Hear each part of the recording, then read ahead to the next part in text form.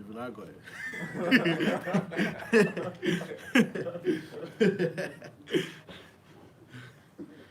Alhamdulillah for Islam.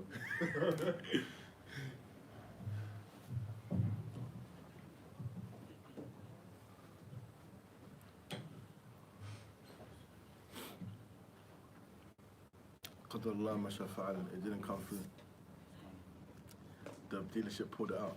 So maybe there's something wrong with it. So it's, yeah. But I'm not getting that car now. Still. In the process, the search is on. If I see anything around that kind of same, Yeah, inshallah. It's automatic 7-seater. automatic you guys 7. Yeah. Same thing I was looking for. But literally, that's what it is now. Has to be.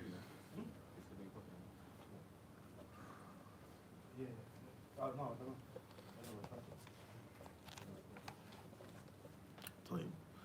إن الحمد لله نحمده ونستعينه ونستغفره ونعوذ بالله من شرور أنفسنا ومن سيئات أعمالنا من يهده الله فلا مضل له ومن يضلل فلا هادي له وأشهد أن لا إله إلا الله وحده لا شريك له وأشهد أن محمدا عبده ورسوله صلى الله عليه وعلى آله وصحبه ومن سار على سبيله إلى يوم الدين أما بعد.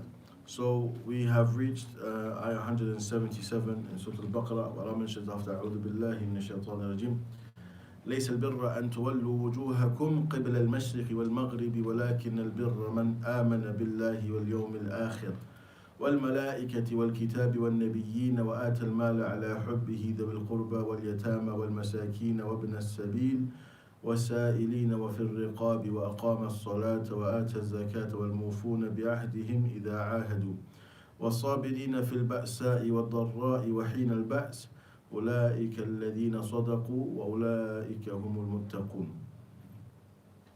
So here Allah subhanahu wa ta'ala mentions ليس البر, it is not, or righteousness is not, and was mentioned الخير المرضي عند الله مجرد الاتجاه إلى جهة المشرق والمغرب.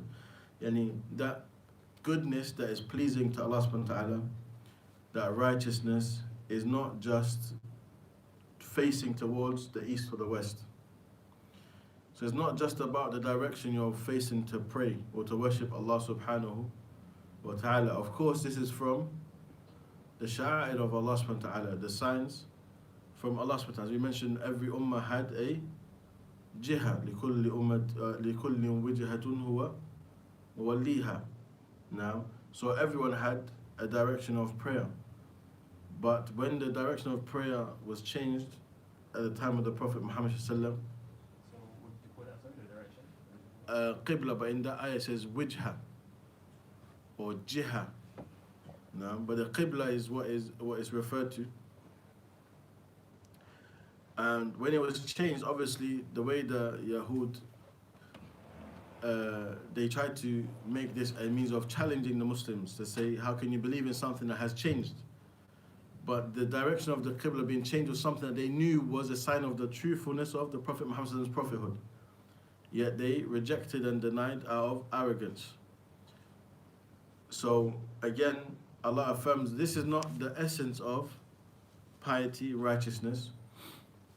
However, righteousness, al-birra, is whoever believes in Allah subhanahu wa ta'ala. That's the foundation. Because the root of all of our sacrifice and submission to Allah is based on our belief in Allah subhanahu wa ta'ala. A person can exert as much efforts as they want, can be as charitable as they want, but if they do not have the asl, the foundation of belief in Allah subhanahu wa ta'ala, al-iman billah, then there's nothing for them. There is nothing. The actions equate nothing.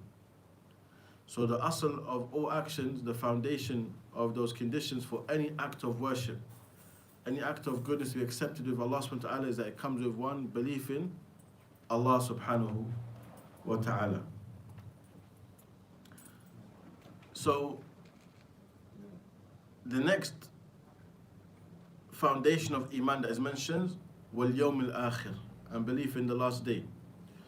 These are the two most important of the pillars of iman. Belief in Allah and belief in the last day. Why is it that we mention belief in the last day and belief in Allah to be of the most important pillars of Iman?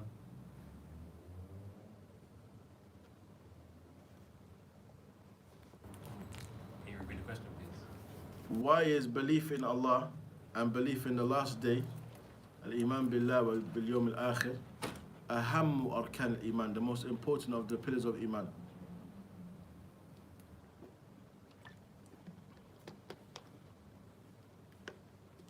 No. So when you believe in Allah, you do the actions that are pleasing to you.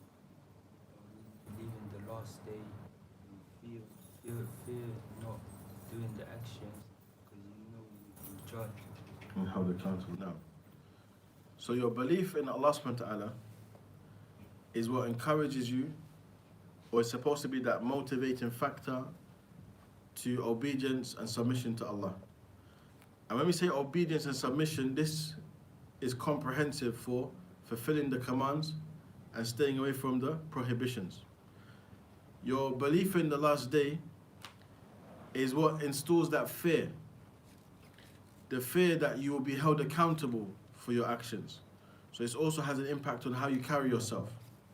Now, so my belief in Allah subhanahu wa ta'ala governs how I function on a day-to-day basis, alongside my belief in the last day, that everything I do in this life, there's going to come a time where I'm held accountable for it. And I'll either be rewarded with good or I'll be deserving of punishment. So, of the things that's mentioned, or people often ask this question, some people say, if Allah already knows who's going to Jannah and who's going to Jahannam, what's the point of us doing our actions? Or if we don't know where we're going, what's the point of us worshipping Allah subhanahu wa ta'ala? This is from the shubahat, the misconceptions or the doubts that shaitan tries to plant in the heart of a person. Allah subhanahu wa ta'ala knows who's going to Jannah and who's going to Jahannam. But do we know? La. The only ones we know are those who were given glad tidings of Jannah by way of evidence. Now, we don't know specifically, other than those who the Prophet gave glad tidings of Jannah to, we don't know specifically who's going to Jahannam and who's going to Jannah. But we can say, generally speaking, those who fall into those characteristics of the people of the hellfire will be deserving of the hellfire, except that Allah bestows His mercy upon them. And those who fulfill the characteristics of those who are considered people of Jannah, then inshallah they're going to go to Jannah. But Allah subhanahu knows what's in their heart. So as for the final judgment, none of us possess this. But what does it do? The fact that I don't know if I'm going to Jannah is supposed to encourage me to strive, to adorn myself with the characteristics of the people of Jannah. Now, and also, when I find myself upon steadfast, it's not for me to get ahead of myself, because I don't know what my end is going to be. I don't know if these actions are accepted by Allah subhanahu wa ta'ala. So I increase in goodness as a means of showing gratitude that I'm upon goodness in comparison to others around me. Also, when people ask what the Prophet said, it's not your actions that will enter you into Al-Jannah. So what's the point of actions? These are again doubts that people plant in the hearts, and they come from shaitan. The Prophet Muhammad said, your actions will not enter you into Jannah. Yes, we know this. So they asked him, even you, O Messenger of Allah? He said, even myself, except that Allah will envelope me in His mercy. And they mention, when you have in the Quran the mentioning of this is the reward because of your actions, how do we reconcile between the hadith saying you will not enter Jannah because of your actions and the ayah that mentions this is the reward because of that which you used to do? They mention the actions that you are upon of goodness is a sign of Allah's mercy upon you. that is Allah's mercy. That Allah bestowed His mercy upon you and guided you to righteousness. So it's not your actions themselves. No, no one will enter Jannah except by the mercy of Allah subhanahu wa ta'ala. And the fact that you are upon goodness is mercy from Allah Azza wa Jalla. That is a sign of Allah's mercy. Because also it's from Allah's mercy that He accepts your actions. Because some people are doing, many people, they're doing the same act of worship, but not everyone is having the act of worship accepted. Or many people will come to the masjid at the same time, performing the same salah, but the reward is not the same for each and every single one of them. What are the things that impact that? A person's intention, a person's knowledge. Because the more you know what is required from you, the more you're able to perfect your acts of worship. But when you are void of knowledge, then you may miss out on key things or key factors of the act of worship. For example, we know acts of worship have conditions. And conditions are to be in place before the act of worship even begins. So if those conditions are not in place, the act of worship may be invalid. For example, a person wants to pray, but they don't have wudu. So the wudu, that is a condition of the act of worship of salah. You see? So again, a person came, they prayed without wudu. That salah may not be accepted from that person. You see? So again, these are different factors that affect a person's act of worship, whether it's accepted by Allah subhanahu wa ta'ala or not. So again, of the things that we also get trapped in, questioning Allah about His actions. Allah is the creator of all of mankind. He owns all that exists in the heavens and the earth. So it's not upon us to question Allah subhanahu wa ta'ala. La. Rather, we are the ones who are going to be questioned and held accountable for our actions. And when it comes to the one who has created us, we are to obey His commands and stay away from His prohibitions.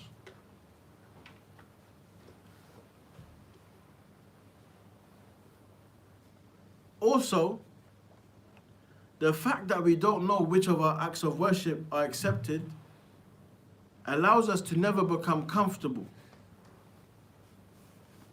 Now, we never start to say, I know, alhamdulillah, that salah, mashallah, it's khair.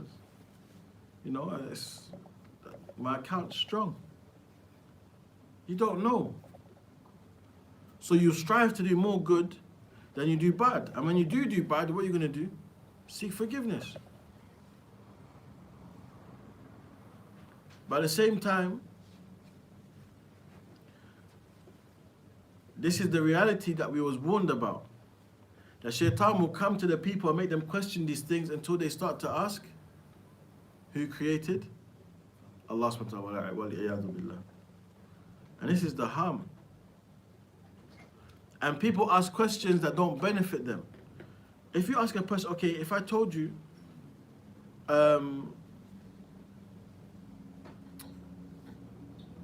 these matters of the unseen that you may ask about, what does it do for you right now? Can you act upon something? Did it increase your man or decrease it? Many times it doesn't do nothing. So you ask, okay, what's the benefit of the question then? It becomes waswas. Just overthinking. And most people who are afflicted by this are those who don't study. When you study Islam and you seek knowledge properly, you'll find all these doubts are always answered. But the one who doesn't study and just listens to any Zayd and Ubaid on TikTok and that,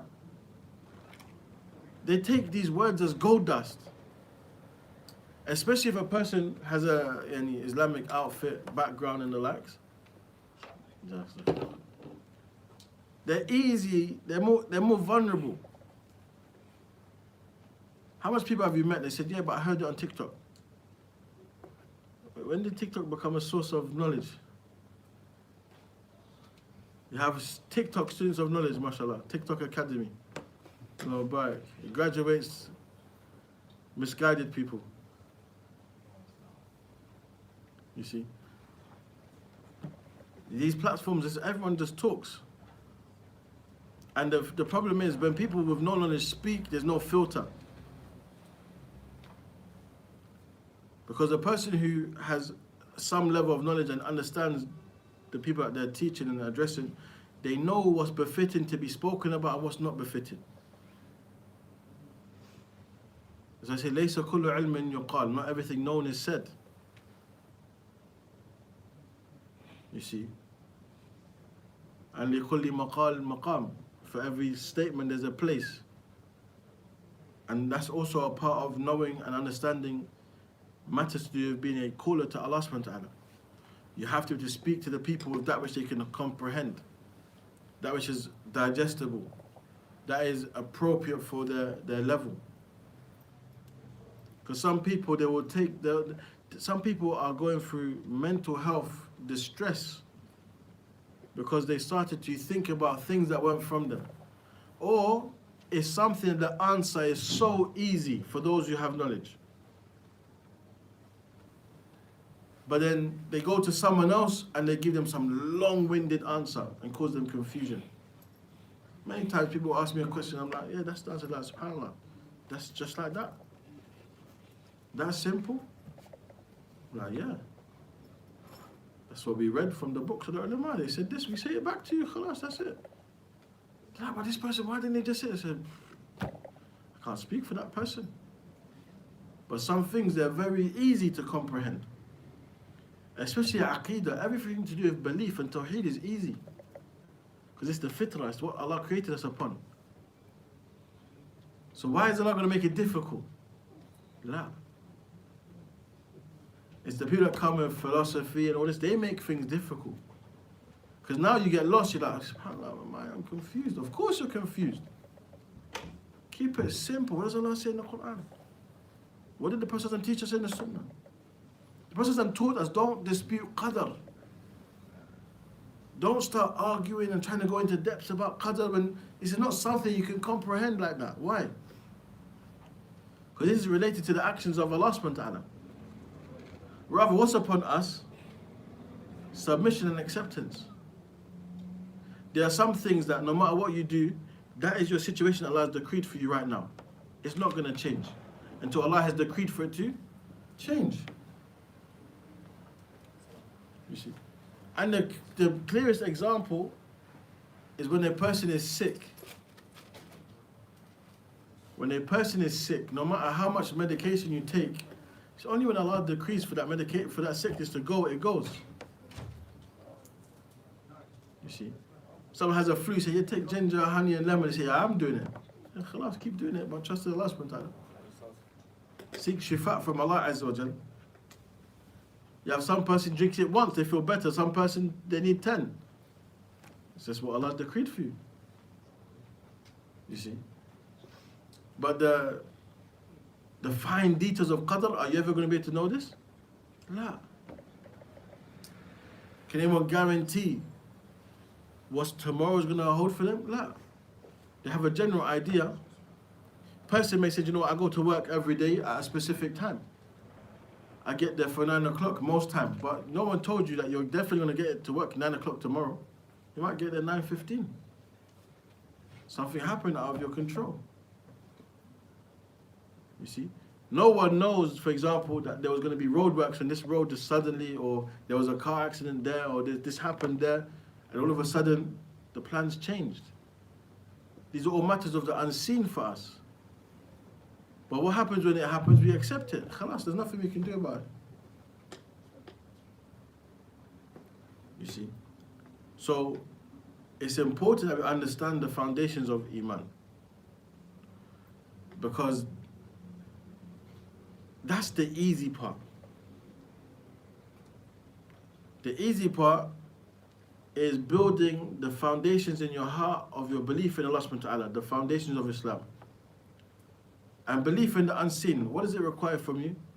You affirm what Allah has taught us, you negate what Allah has negated, and that's it. For example, the angels. Because from them is wal malaika. The angels. What about the angels? All we can do is affirm what Allah has told us in the Quran or the Prophet Muhammad has taught us in the Sunnah. For example, the names of the angels that we know, the fact that they've been created from light, that they don't, لا يعصون الله ما أمرهم, that they don't disobey Allah subhanahu wa ta'ala. That's the characteristic. We can affirm this. Do we have to do anything else? Do you know what they look like? No. So why do we burden ourselves with that which Allah has not burdened us with? That's when we start to fall into misguidance and things become complicated. For example, prophets and messengers. Allah has taught us some names of them and their stories and the books that was revealed to them. And for some, Allah says, He has not told us. So what do? We affirm that which Allah has informed us of and the Prophet Muhammad ﷺ. We negate that which Allah has negated. That which we don't know, we say, I don't know. Allahu A'lam. Khalas. Do I have to do anything else? Do I have to travel the face of the earth to find out where every prophet lived and where they were and who their ancestry was? Do I have to? No, I don't have to do any of that. So when I start to burden myself with these things, then I put myself in harm's way of misguidance. Because then the sources also become uncredible sources. Fabricated sources at times. Sources of people upon other than Islam have fabricated beliefs. You see? Then I start arguing about things like, for example, people fighting of what color the Prophet was, what color this Prophet was, what color that Prophet was. Okay? If this Prophet was black, light skin, brown skin, white, olive skin, what does it do for you? Nothing. Absolutely nothing. That's how Shaitan comes to these people. So now I get upset, I have arguments, and I fight because I'm arguing about what color this Prophet was and what language he spoke. Did Allah burden me with that? Do I get a reward for it or a sin? I might get sin actually because I'm lying. I'm speaking without knowledge. Or I'm using that as a means to say I am more virtuous than another person. But all of these matters I was not burdened with. But it opens the doors to problematic situations. People end up disbelieving in Islam because they enter into this argument. You see? Start arguing so much about race. Okay, racism is going to be there until Yawm al-Qiyamah. It's not going to go anywhere.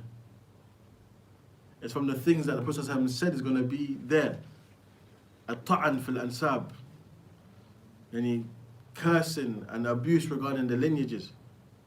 And from that is racism. Now, but that doesn't determine my relationship with Allah subhanahu wa ta'ala.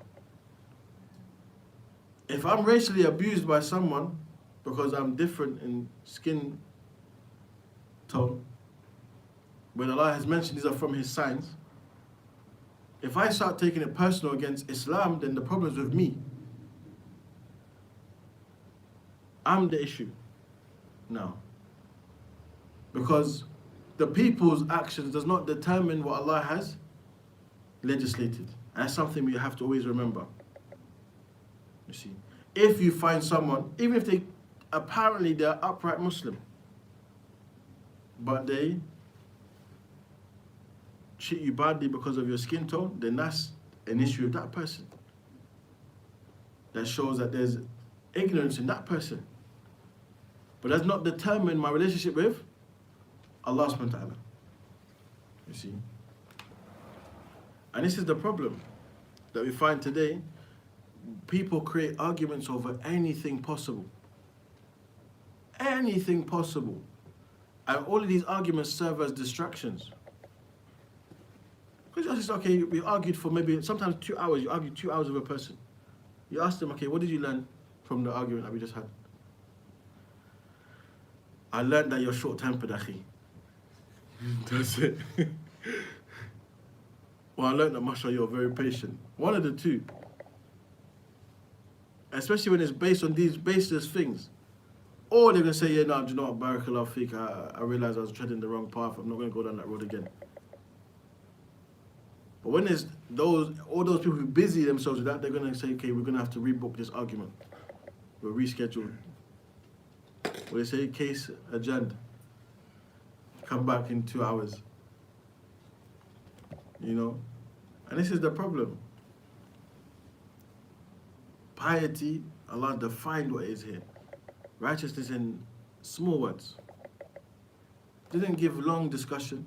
As I said, the foundations of belief are very, very easy. They're not difficult. Now, the things that become complicated, they're not for the general people anyway. They're for the senior scholars. It's determined rulings on new matters, things that were not known before. Intricate details of ahkam. But the general things of Islam is easy. You see.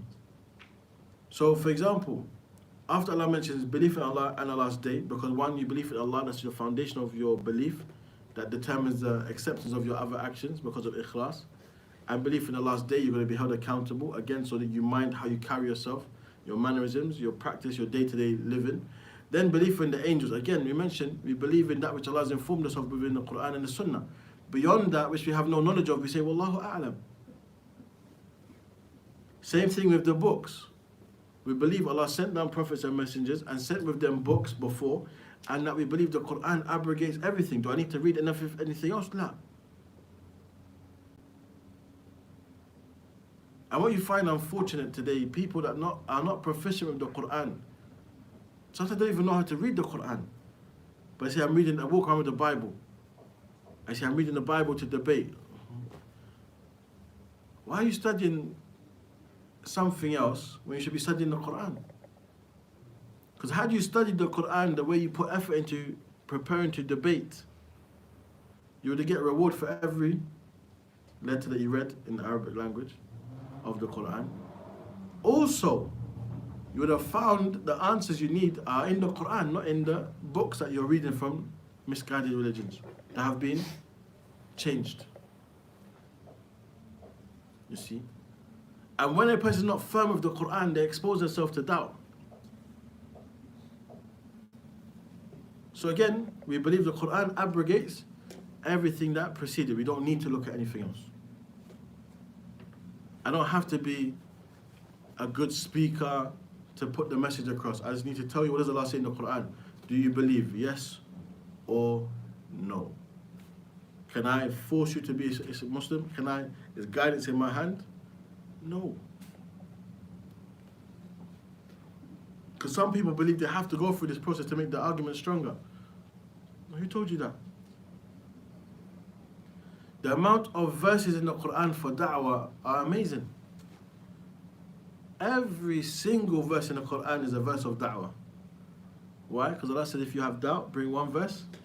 Like it. Khalas. I don't need to talk about anything else. We can always come back to this one. Everything. Just, okay, you don't believe? Okay, bring one verse, please. Come on. Gather your team. A laboratory. Go to the desert where no one can disturb you. Bring one verse. Just one. That's it. Nothing else. If you can't, alhamdulillah, then you know it's the truth. Khalas, it's done. Allah challenged you from when He revealed the Quran. So why are we still debating about the mistakes in other books? Wasting our time. We have sufficient answers within the Quran. Now, Allah mentions tafseeran li kulli shay. It's an explanation for everything. Everything. Also, after these foundations of belief, Allah then mentions matters related to actions. So when a person has this belief in Allah subhanahu wa ta'ala, what is then upon them? وَآتَ الْمَالِ. They pay charity. They give zakat. Naam, عَلَى حُبِّهِ. Upon those who they love. ذوي القربى, from those who are from the relatives. The first people that are awla bis-sadaqah are those who are your family. Now, don't hasten to help others when your household is in need. Sadaqah starts at home first. You see? As for the obligatory charity, then there's people from your family that you're not allowed to give it to. Now, you're meant to give them sadaqah. Okay? So, giving from that which you love, ala hubbihi, it means, despite the love for it. Despite their love for the wealth, they spend from their wealth. Despite their love for it, upon those who are from their family, upon the orphans, those who are in more difficult situations, those who are poor and needy, the traveler who is not in, has no contact with their family, for example, they're traveling and they need help to complete their journey, then they are those who are deserving of charity. And yet, وَابْنِ السَّبِيلِ وَالسَّائِلِينَ فِي الرِّقَابِ وَفِي الرِّقَابِ, and those who they ask, as-sa'ilin, those who are asked, those who are needy, and they ask as they want to pay to free themselves as a slave. Those who want to pay for their freedom as a slave, then they are the ones who also are deserving of charity, sadaqah. وَأَقَامَ الصَّلَاةِ, and also they establish the salah. So these are the ones who are charitable. Those the prior ones I mentioned is charity, and then establishing the salah, and then giving the obligatory zakat.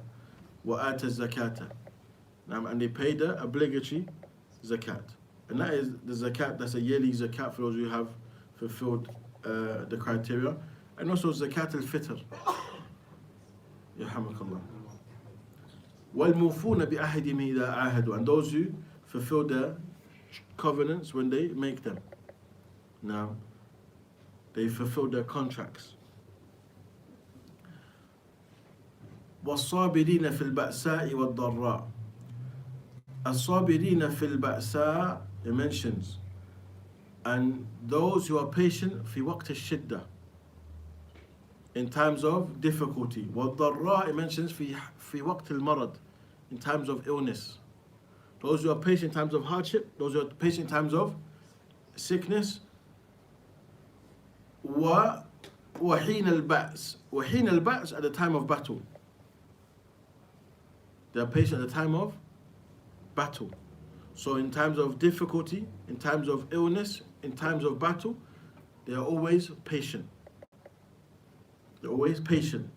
And that means you control yourself. You have emotional control. أولئك الذين صدقوا, they are those who have been truthful. Truthful in what? In their iman, in their belief in Allah subhanahu wa ta'ala. وَأُولَٰئِكَ هُمُ الْمُتَّقُونَ, and they are the people of at-taqwa. Those who fulfill this criteria of what Allah has mentioned, of what is piety, what is righteousness.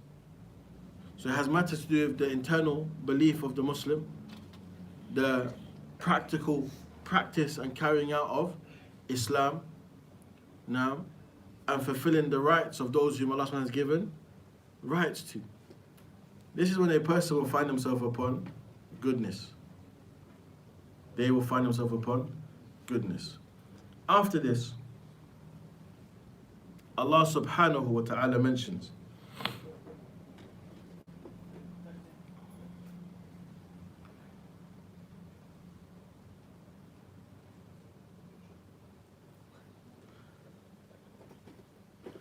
يا أيها الذين آمنوا كتب عليكم القصاص في القتلى.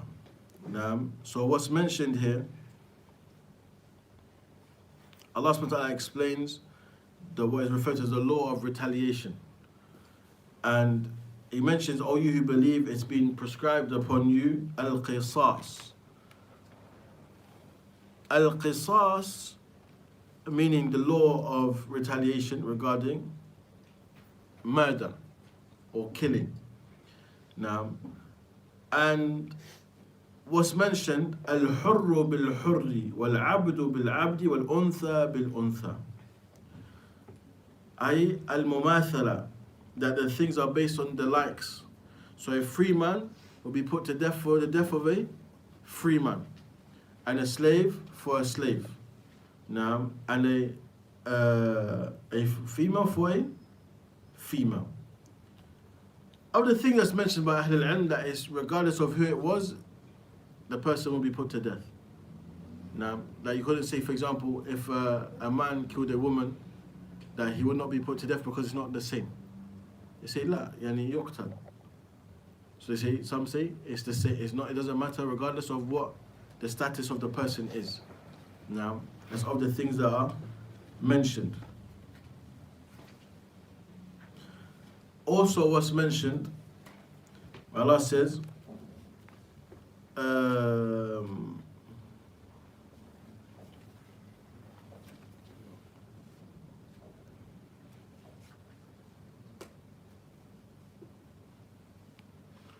so what it mentions, as I mentioned, it said, for example, no one else is to be executed in place of the killer. Now, however, it said this ayah was revealed in a particular incident that had occurred. However, a person who is a killer will be put to death regardless of the gender or the status of the killer. For example, it doesn't mean if a free man killed a slave, he will not be put to death. It doesn't mean it's allowed. La. And that shows Islam comes with justice. Because we have to understand, as we mentioned with regard to the biography of the Prophet Muhammad ﷺ, the conditions of the people when the Prophet Muhammad ﷺ was sent to them. That truly puts things in their proper perspective in how Islam came to establish justice. People kill a slave, they don't care. They'll kill daughters, they don't care. There's no accountability. They kill children because they feared poverty, no accountability. The woman, her husband dies, she's given to someone else without her choice. She gets inheritance, it's taken from her without her consent. This was the reality of the way people were before Islam came to them. So Islam came to establish justice. And that's the difference between justice and equality. Equality doesn't mean it's just. That's a very important point to always acknowledge. Equality does not always mean justice. No.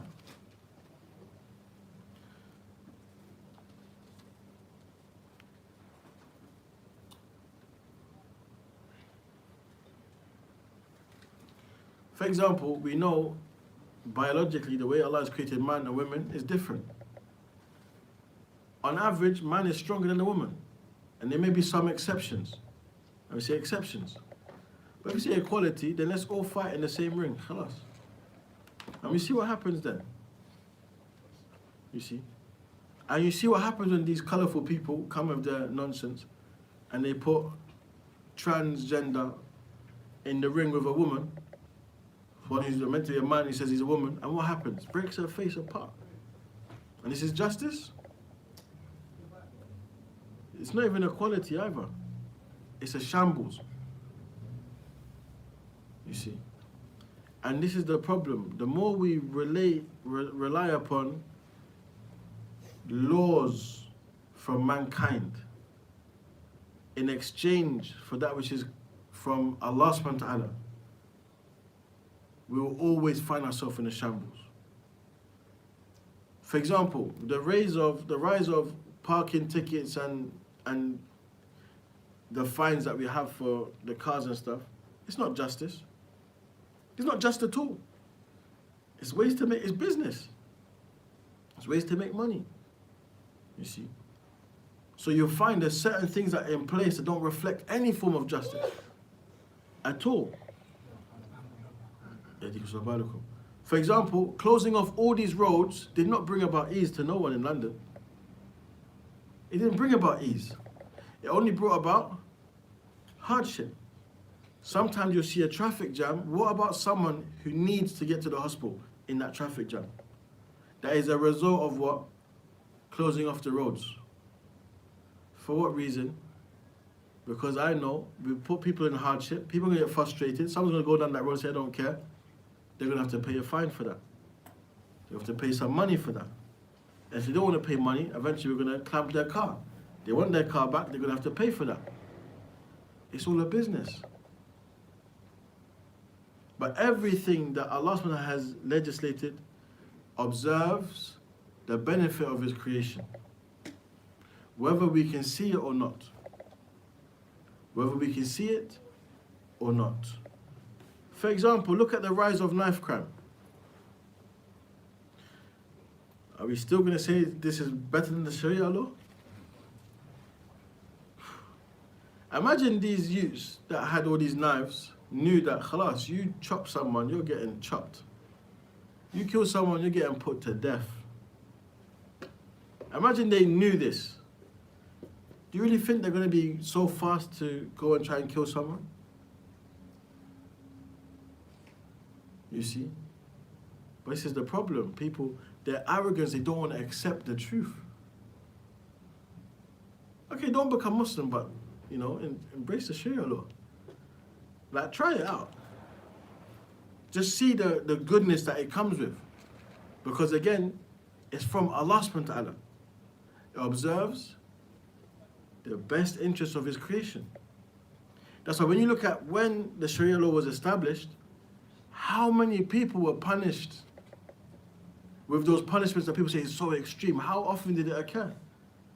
Because it serves its purpose as what? It's a deterrent. A deterrent. Some of these people that commit crime, they actually don't mind going to prison because they're going to be living in a better circumstance than when they're on the road. That's the reality. So there's no deterrent. And it's only getting worse. How can we ever say that the situation is getting better? They just stopped reporting on mainstream news. Why? Because it reflects bad on the country's image. Especially like UK, London is meant to be so advanced. Yeah, it's advanced in knife crime. This is the saddest part. You see? And again, these are from science. Imagine, we have the best law, and also the source of law told us about the reality of the time that we're in now. When people will kill and not know why they are killing, and people will be killed and not know why they have been killed. So now, for example, you see these young people killing people with knives, and you say, why did you do it? It's from a different area. Do you know him? No. Why did you do it? He looked at me funny. If that person was brought before Allah subhanahu wa ta'ala killed, why was you killed? I don't know. I literally don't know. And again, over things that are so childish and temporary. For how many years are we going to continue to fight in the UK over things that we don't own?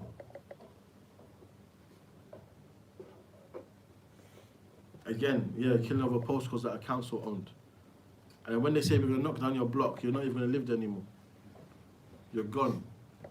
Barking and Dagenham and all these places. Far out, get rid of you. So what happens now? You're going to take over a new block. They think they're lions in the jungle, innit? It's going to take over any kingdom you want and defend it. For what? You see? It's become ridiculous. But again, when you see laws like this, death, the murderer will be put to death regardless of whoever they kill.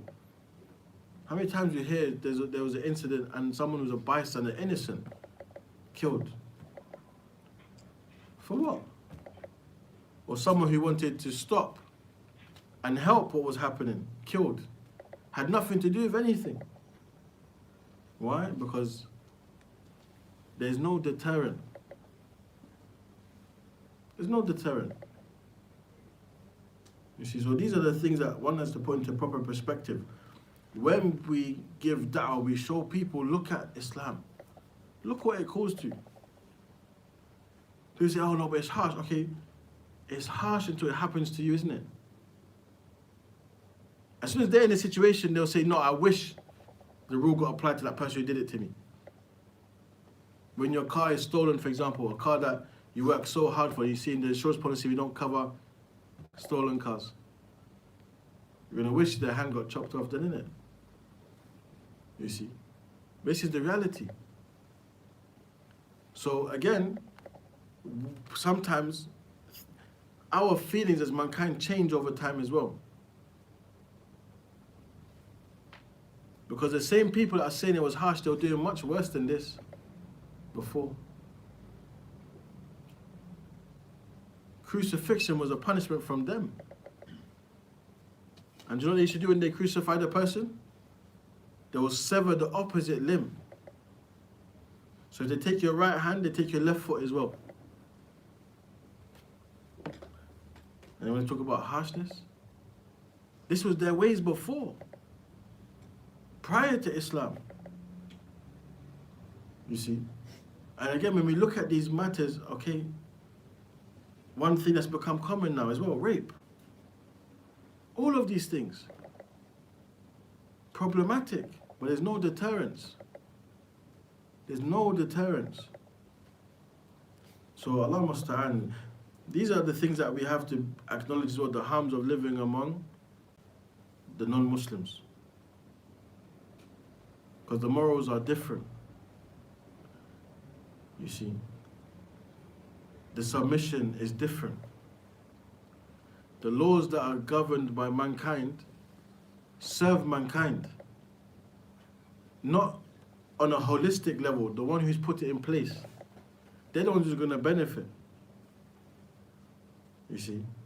But as for the laws of Allah, does Allah benefit from it? La. Does Allah seek to benefit? No.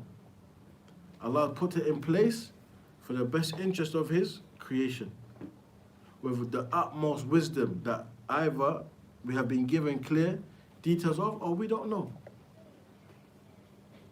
But we haven't been commanded to seek out the wisdom. We've been commanded to obey. And then you have people that say, but the people in this country, they're not just, they're taghut, they're oppressive. You don't like it? Leave. It doesn't justify you to have another false ideology of taking the Sharia into your own hands. This is not the teaching of Islam. You don't like the country you live in, the laws of the land that you live in, and you're not there calling to Allah subhanahu wa ta'ala, you know what you need to do. Ardullahi wasi'ah. You see? The land of Allah subhanahu wa ta'ala is vast. You don't like it, get up and leave. What did they start to do though when you tell them this? I can't though. Why not? I can't afford it. Then focus on this then. Focus on your way out. Don't be distracted. If you don't like the laws of the non-Muslim lands that you're living in and you're benefiting from, leave. That's just the reality. Don't cause fitna now by causing uprising unjustly, by attacking Muslims, non-Muslims unjustly, by stealing people's wealth unjustly, and trying to justify it with your own false understanding of Islam. You don't like it? Go and live in a Muslim land. And what's sad, the same people that have these ideologies, they'll be saying, oh, these Muslims, they're kuffar and the likes. But then when you see what they do, the major sins that they're doing, the same attitude doesn't apply to themselves. The same people that are talking about Muslim rulers and this, but then you're having haram relationships. You're having relationships out of marriage. And other than this. So when does things apply to you? You see? And this is common what we find today. Everyone is so busy focusing on everyone but themselves. I says, Qu anfusakum wa ahlikum nara. Save yourselves and your families from the hellfire. When we focus on this, saving ourselves and our families, everyone's doing that. According to the correct understanding of Islam, what's going to happen? It's going to reflect on a major scale in society. But in this day and age now, what happens? You give someone advice, rather than saying Jazaka, can they say, but you know, so and so. But I saw you. It's never just Barakallah fiqh, I appreciate it, I know I need to work on that. It's always, but someone else. Oh, but okay, but what's that person got to do with you? Someone doesn't pray, you say, you need to start praying. No, but you know, those brothers that go to the masjid and they pray in your masjid, they ask for £80 receipt when they get their car washed so they can cheat the system. Okay, but what's that got to do with your salah? Yeah, that's wrong. But what's that got to do with your salah? You see? Is that person cheating taxes and stuff got anything to do with your salah? Nah. But this is so common that people justify their shortcomings, their sin, by saying, but those people you see praying, they're doing this, they're doing this. That does not justify you leaving off your obligations. You see? So this is important. When we look at the Sharia in a holistic sense, again, we'll always find Allah has legislated the best Sharia in the best Ummah. And sometimes we know the wisdoms behind the laws of Islam, and sometimes we don't. But all that is upon us is to worship Allah subhanahu wa ta'ala in the best way, exactly as Allah has ordained upon us. Within the rest of the ayah, Allah subhanahu wa ta'ala mentions, فَمَنْ عُفِيَ لَهُ مِنْ أَخِيهِ شَيْءٌ فَاتِّبَاعٌ بِالْمَعْرُوفِ وَأَدَاءٌ إِلَيْهِ بِإِحْسَانٍ. And whoever pardons their brother regarding the one who has committed the crime with anything, then they are to follow this with goodness, i.e. to ensure that the person pays the due blood money. And those who have been pardoned, then they are to fulfill that right of paying the blood money in the best way. That is a concession, like an enlightenment from Allah subhanahu wa ta'ala. Allah makes those situations lighter for you. Now, and this is also evident of Allah's mercy. Because again, we said the ruling, if a person kills someone, they're to be put to death. But if the family forgives that person and pardons that person, they won't be put to death, but they'll have to pay blood money. A diya, they'll pay the blood money. But that is to be paid in the best way. It's not to be done unjustly. It should be done according to Islam, in the best way, in the best mannerisms. Now, and whoever transgresses after this, فَمَنِ اعْتَدَى بَعْدَ ذَلِكَ فَلَهُ عَذَابٌ أَلِيمٌ, i.e. whoever still puts the killer to death after taking blood money from them, then they will be given a tormenting punishment. So one can't say, we forgave you, take the blood money, then do you know what? Say, do you know what? Nah, man, that doesn't sit right. And come and get you later? La, not permissible. That becomes another transgression. And they'll be held accountable for that. So we'll continue with this topic, inshallah ta'ala, next Monday, bi'idhnillahi ta'ala. But again, it's for us to contemplate on the fact that we've been guided to the best of ways. And that is the way that Allah subhanahu wa ta'ala is pleased with, the way of Islam. And when we call to Allah subhanahu wa ta'ala, we have to be proud of what Allah has blessed us with.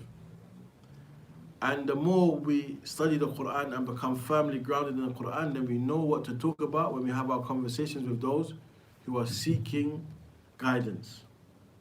Because imagine someone comes to talk to you about Islam and you have no grounding, so you start talking about whatever comes to your mind.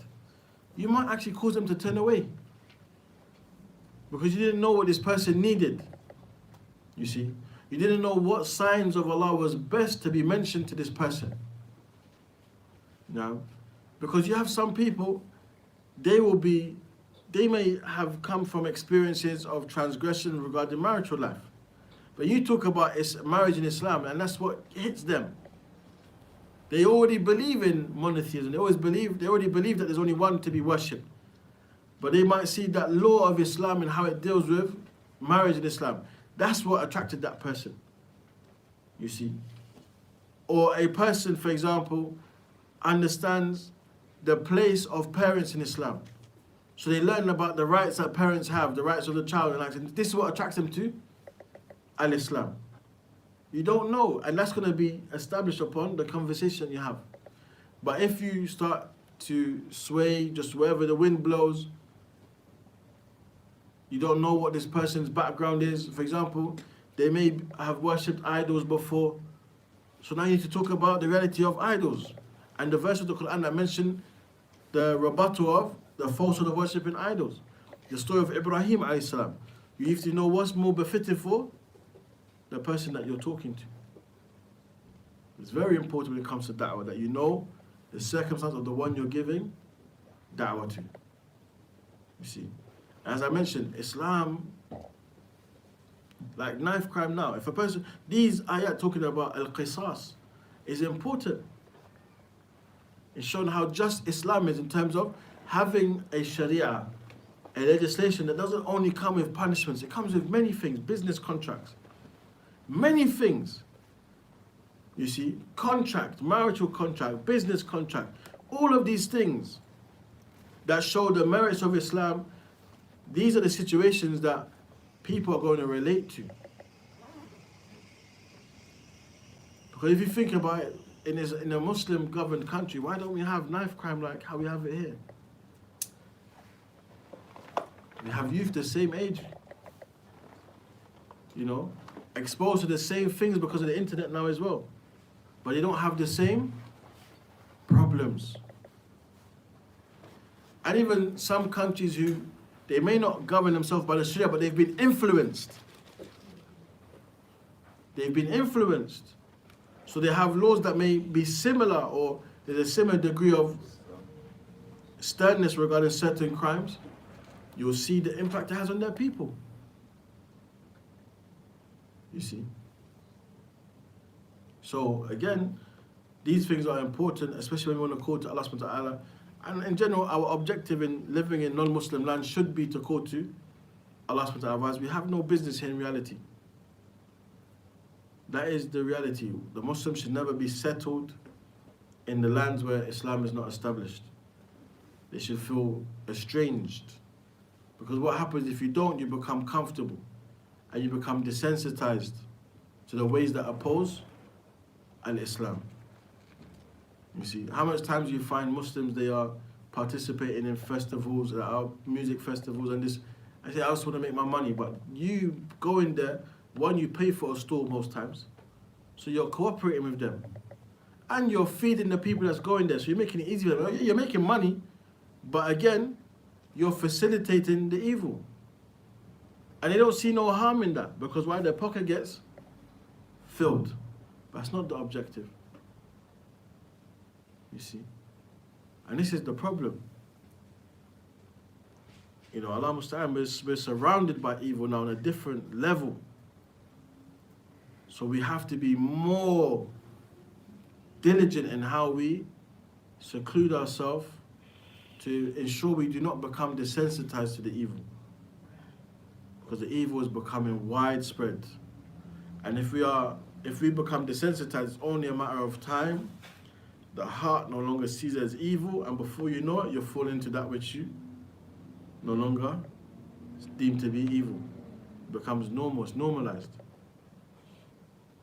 And especially with the children. Especially with the children, because that's where the main target is. Because adults, they're fixed upon what they've been upon for a long time. But children are flexible. They adapt to their surroundings. You see? So when it said the hadith, كُلُّ مَوْلُودٍ يُولَدُ عَلَى الْفِطْرَةِ, every child is born upon the natural inclination, the fitrah, and it's their parents that change them.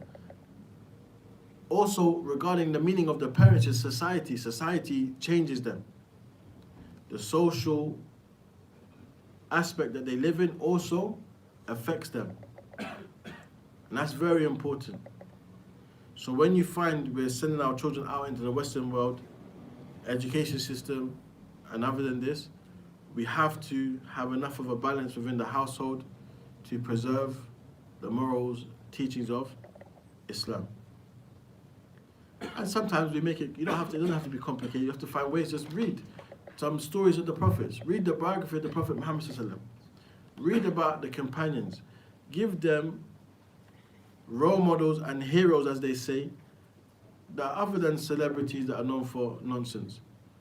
How many times have we seen a celebrity that targeted young people on YouTube, for example, doing funny little videos, and the next thing you know, now they're doing things once they've got their audience that you don't want the children to see anymore? How many times have we seen this? Because that person's goal is not to do anything for the children's development, it's to make money. That's the ultimate objective. How can I get rich? So what happens? They don't care about the audience. They have target audiences that's going to benefit them in that moment in time, but then it changes. It changes. How many games did you see that were, at one stage said it's okay for my child to play this? 2 updates later, like, whoa, what's going on here? You see? One game before is just building. Next thing you know, you can go to war and stuff. It's like, again, this is how it is. It's a gradual process. And we have to be 5 steps ahead. You can't be slow. You see, you have to know your enemy, shaitan.